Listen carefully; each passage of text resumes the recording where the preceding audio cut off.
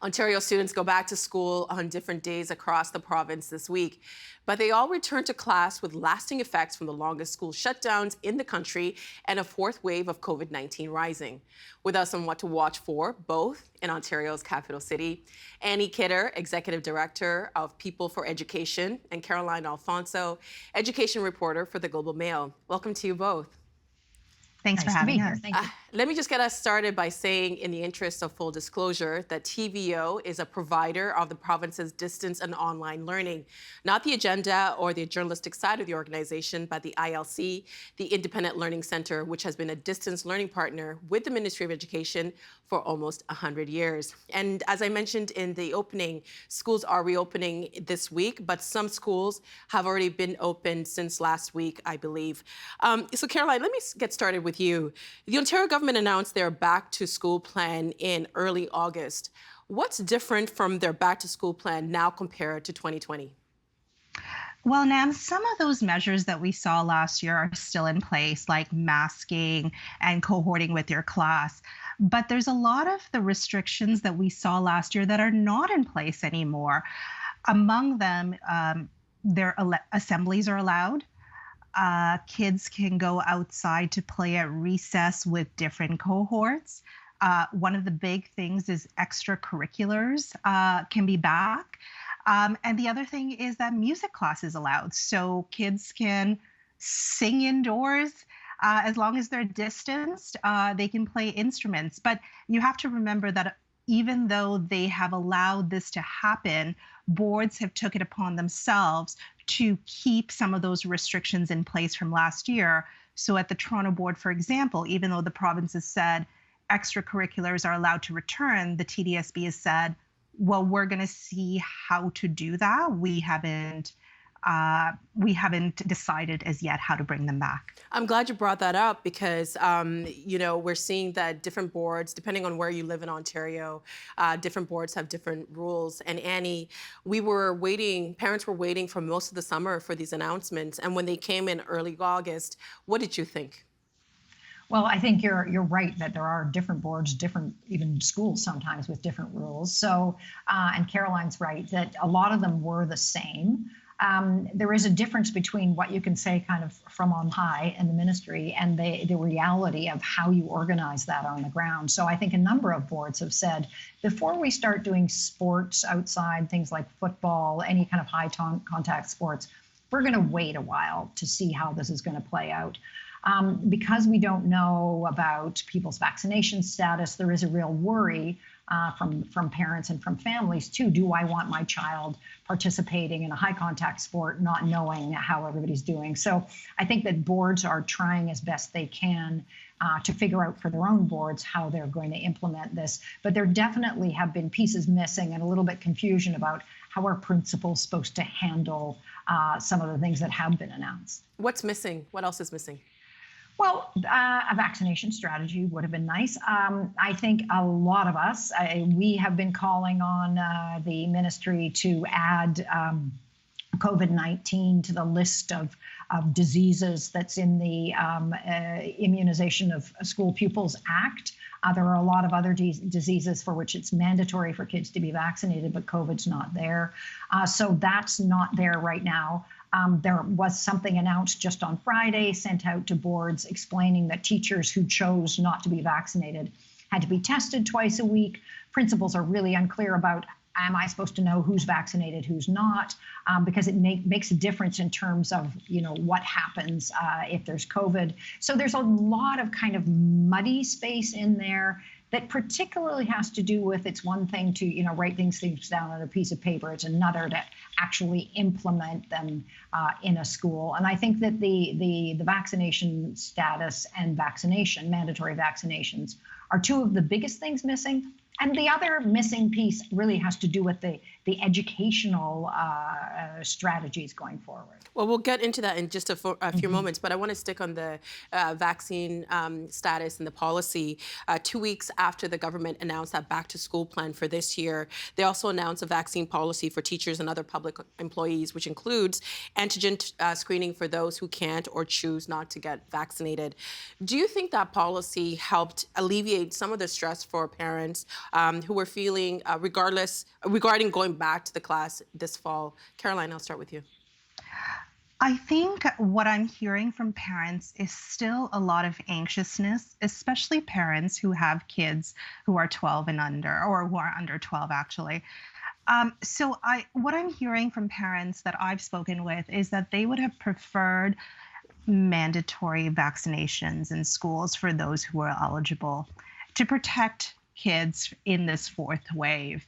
So my sense from what I'm hearing is that they don't feel like it goes far enough. But for now, I mean, a disclosure form and by twice weekly testing for unvaccinated staff, it's a step, I think, for some parents. We're dealing with the fourth wave and what has been called the most contagious variant. Annie, will parents even know if the teachers that their children have are vaccinated?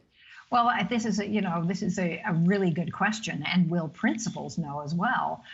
So yes, it's a step that was taken. It was taken very, very late. That step could have been taken at least a month ago, and it doesn't deal with the need for mandatory vaccinations. And I think it's interesting that even the unions have said, we think vaccinations should be mandatory. So this testing thing is really because even when you make vaccinations mandatory, there still can be, if you have a real medical reason, you don't have to get vaccinated.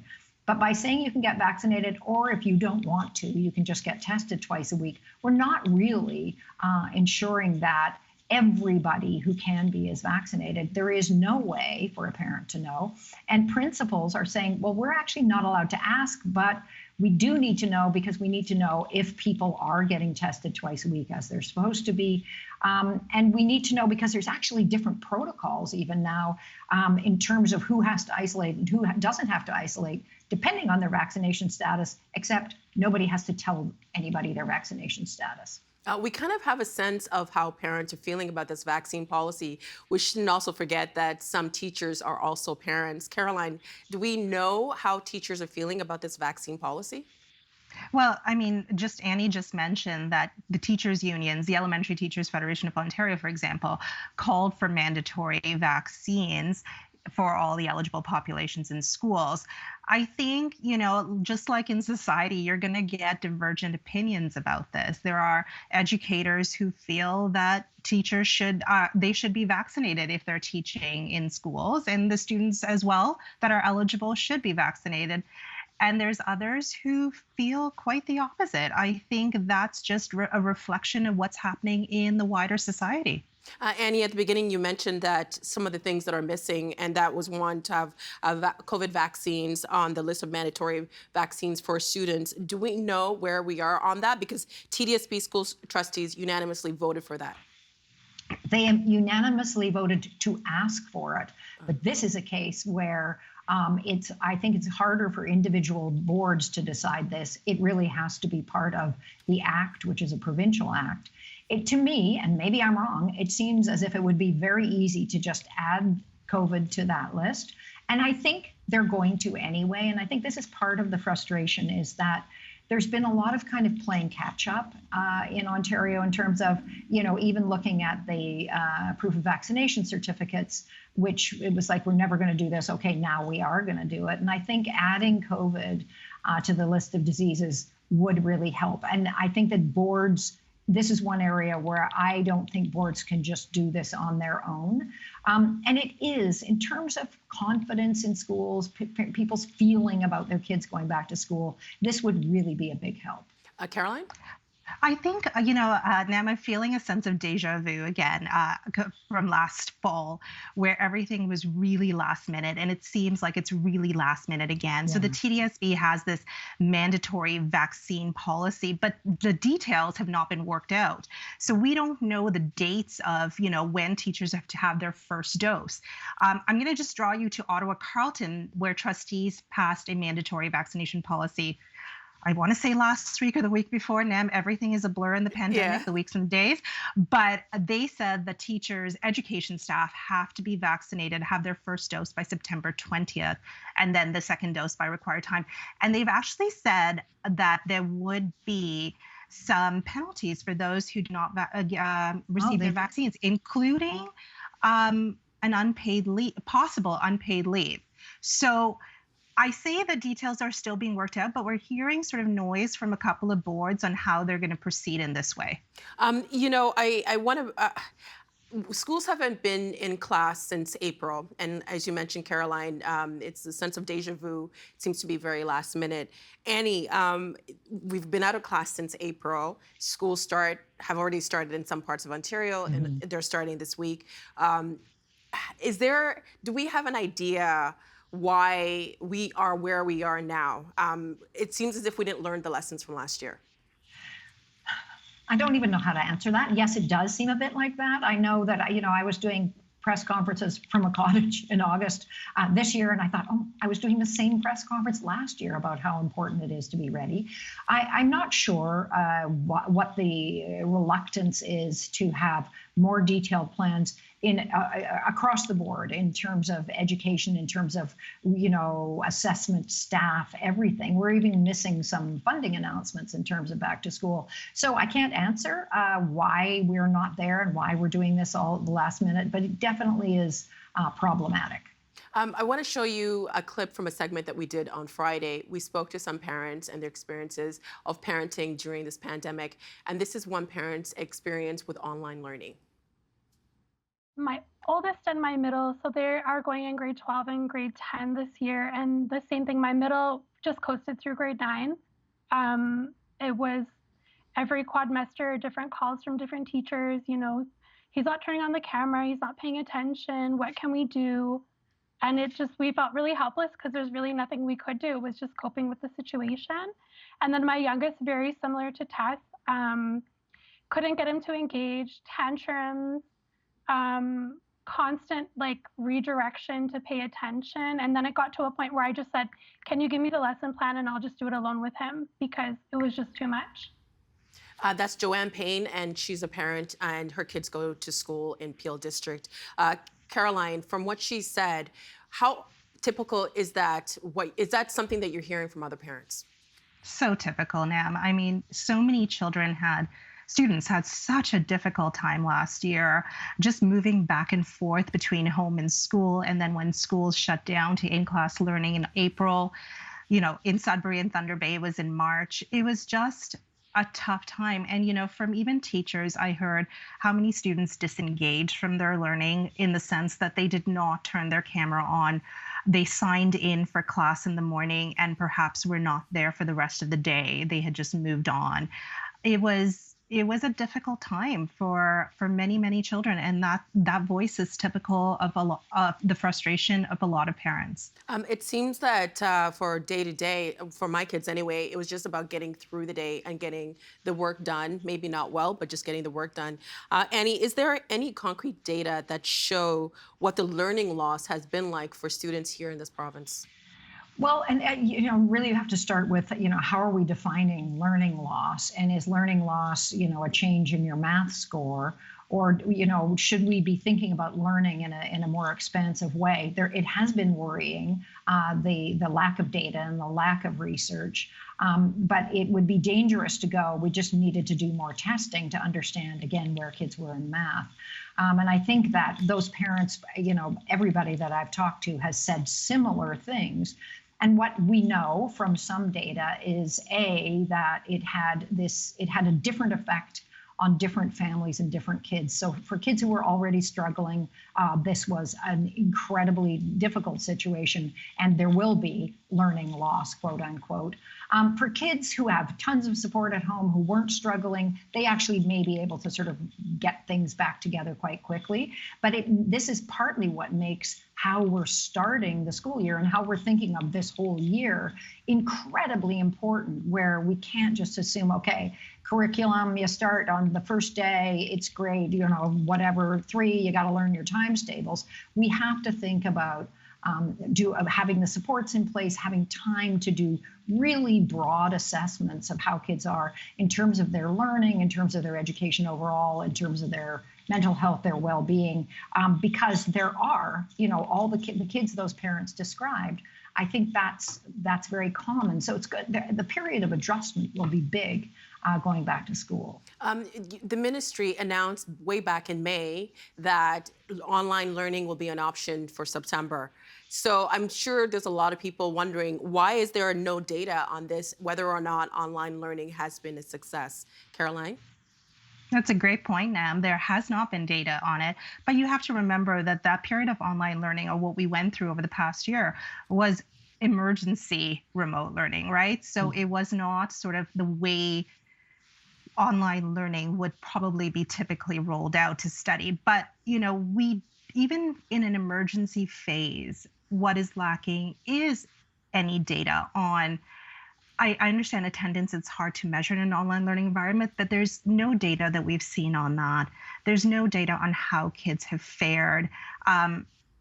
Provincially. I mean, we have a local snapshot. The Toronto board, I have to say, has been phenomenal in producing some of this data on how kids are doing.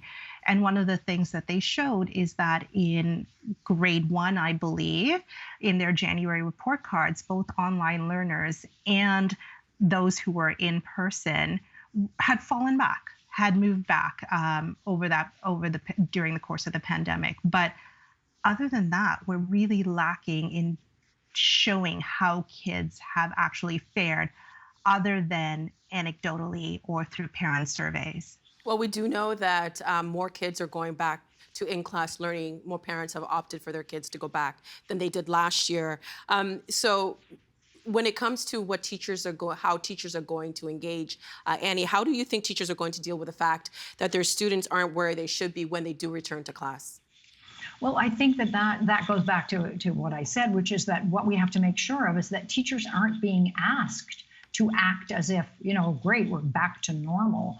And that we still have funding things that haven't been announced yet in terms of, will there be extra supports for teachers, other kinds of support staff. So teachers need time to assess. And this is hopefully, to Caroline's point, where the research will come from, because there will need to be a lot of various kinds of assessments at the beginning of the year that'll take a month or two to do one-on-one, so that we have a really rich idea of where kids are. And I want to add one more thing. So we just did a scan of what everybody was doing all across the country. And what's interesting is that in most provinces, online learning isn't a choice. And I want to make that clear, because it's interesting that Ontario decided to keep it there, even for kids in kindergarten. But in most other provinces, you have to have a medical reason that you're not going back to school.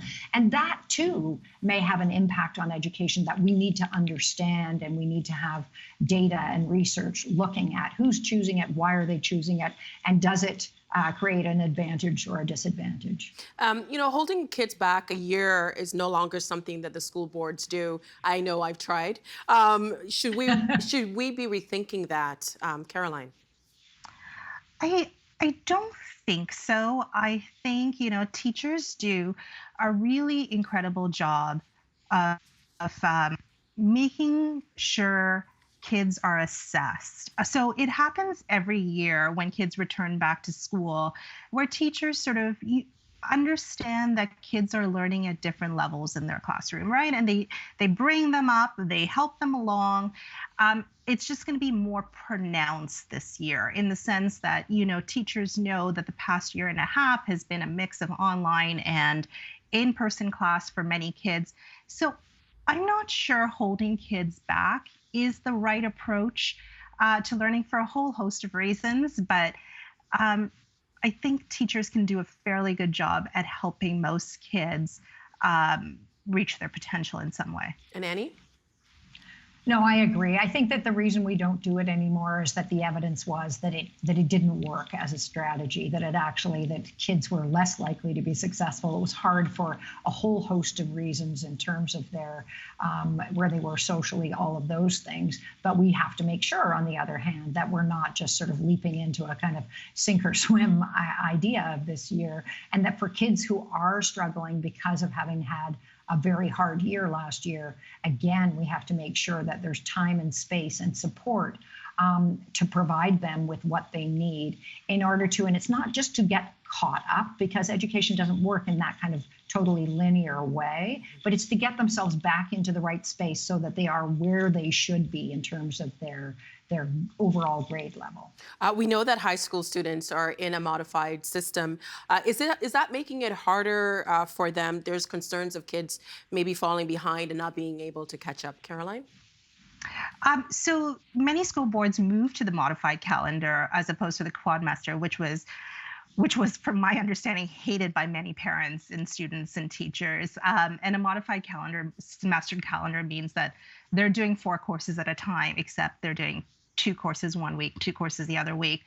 I think it's a better system for many students in the way that they learn, and that the fact that they can be in school more often and for the full day. And I think it will, I think everybody wants to go back to the way it was, but this allows school boards to, if we were to move online again, and Nam, I'm crossing my fingers that does not happen for my own children. Same. But if we were to move online again, I think a modified semester calendar just makes it easier for boards and teachers to be able to teach the curriculum. We have 40 seconds left, and I just wanted to get from both of you, what are your biggest concerns about this fall? Annie, I'll start with you. You've got 20 seconds.